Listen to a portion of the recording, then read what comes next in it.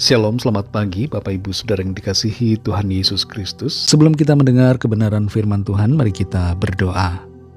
Bapa kami yang di sorga, Bapa dalam nama Tuhan Yesus Kristus, terima kasih kami mengucap syukur untuk segala berkat kemurahan-Mu. Tuhan sudah menolong kami, kembali kami Tuhan beri kesempatan di hari baru ini. Kami ada karena anugerah-Mu dan karena rencana baik-Mu bagi kami. Saat ini kami mau mendengarkan sabda firman-Mu. Urapilah kami supaya kami mengerti dan mentaati akan setiap kehendak-Mu. Dalam nama Tuhan Yesus kami berdoa. Haleluya, amin. Saudara yang dikasih Tuhan, ayat firman Tuhan saat ini terdapat dalam Yeremia 33 ayat yang ke-6. Tertulis demikian. Sesungguhnya aku akan mendatangkan kepada mereka kesehatan dan kesembuhan, dan aku akan menyembuhkan mereka dan akan menyingkapkan kepada mereka kesejahteraan dan keamanan yang berlimpah-limpah. Saudara yang dikasih Tuhan, seorang wanita bernama Anita Murjani menderita kanker kelenjar getah bening atau kanker limfoma selama 4 tahun sampai kanker itu mencapai stadium akhir. Di tahun 2026, bulan Februari, organ-organ tubuhnya mulai berhenti berfungsi. Ia mengalami koma, dan dokter berkata bahwa pada saat itu ia hanya punya sisa waktu beberapa jam saja. Ketika koma, Anita mengalami pengalaman near-death experience. Dia merasa terbangun di dimensi lain dan merasakan kasih Tuhan yang luar biasa. Dan Tuhan memberikannya kesempatan untuk kembali hidup dalam tubuhnya yang disembuhkan dan dipulihkan oleh Tuhan.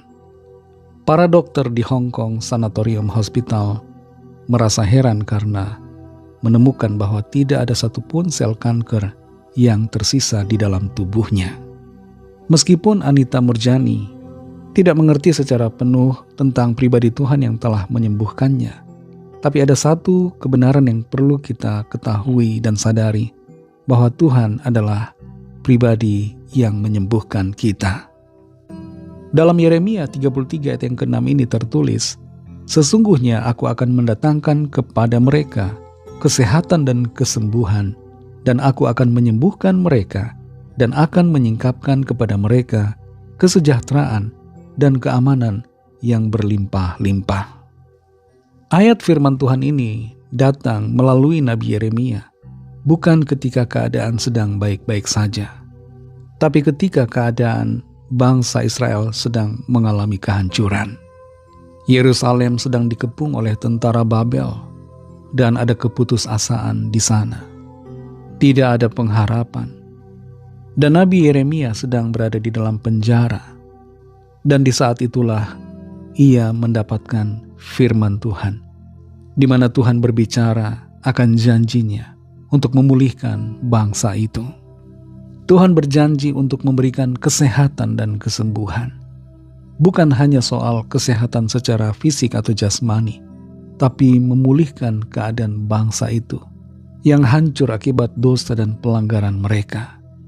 Tuhan akan menyembuhkan luka-luka mereka. Dan lebih dari itu, Tuhan juga akan memberikan kesejahteraan atau shalom dan keamanan bagi mereka. Apa yang dijanjikan Tuhan ini, saudara, dibuktikan dengan pemulihan yang dikerjakan Tuhan. Dan secara khusus bagi kita pribadi, saudara, firman Tuhan ini tertuju kepada setiap kita, agar kita percaya bahwa Tuhan adalah sumber pemulihan. Dia dapat mengampuni, Dia dapat memulihkan, Dia dapat menyembuhkan, dan memberikan kesehatan bagi kita. Dan bersamaan dengan itu, Tuhan juga dapat memberikan kesejahteraan serta keamanan bagi saudara dan saya. Tuhan punya rancangan baik bagi kita. Rancangannya sempurna, indah, bukan rancangan kecelakaan. Hanya dosalah yang membuat kita terpisah dari kasih Allah dan terlempar jauh dari rencananya yang baik. Tapi saudara yang dikasih Tuhan, sungguh luar biasa kasih karunia Tuhan atas kita, yang selalu mau membawa kita dalam rencananya yang sempurna. Tuhan tidak mau membiarkan kita dalam kehancuran, kebinasaan, kesakitan, tapi Tuhan mau menolong kita agar kita mengalami kesembuhan baik jiwa, tubuh dan roh kita, dan mengalami damai sejahtera, yaitu shalom yang melampaui segala akal. Kalau ada di antara saudara yang saat ini sedang mengalami keterpurukan, mungkin dalam hal kesehatan, sedang mengalami sakit penyakit, sedang menghadapi pergumulan dalam finansial dan dalam pekerjaan atau apapun juga, mari datang kepada Tuhan, minta pengampunan kalau ada salah dan dosa, dan berdoalah agar kuasa pemulihan dan pertolongan Tuhan, kesembuhan, kesehatan, kesejahteraan dilimpahkannya atas kita. Tuhan mau berbuat baik kepada kita. Tuhan mau menyembuhkan saudara dan saya dan memberikan berkat-berkat-Nya bagi kita. Mari kita berdoa. Terima kasih Tuhan Yesus, kami bersyukur untuk janji firman-Mu. Engkau adalah Tuhan Allah kami yang menyembuhkan. Engkau Allah yang memulihkan. Engkau yang memberikan pertolongan bagi kami. Engkau yang membawa kesejahteraan dan keamanan bagi setiap kami yang berharap dan percaya kepadamu. Ampuni setiap kami akan segala dosa pelanggaran kami. Kuduskan kami dengan kuasa darah-Mu, dan pulihkan kami. Berikan kesembuhan kepada setiap kami yang sakit, yang lemah, yang tidak berdaya. Secara jasmani, Tuhan kuatkan kembali.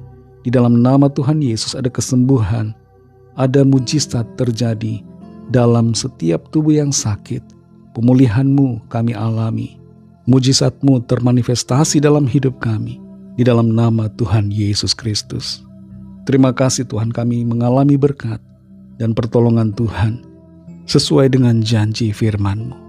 Terima kasih Bapa. Berkati kami Tuhan di sepanjang hari ini dalam segala tugas aktivitas kami. Pimpin kami agar kami selalu berkemenangan di dalam segala perkara. Kami serahkan semua ke dalam tangan kasih-Mu.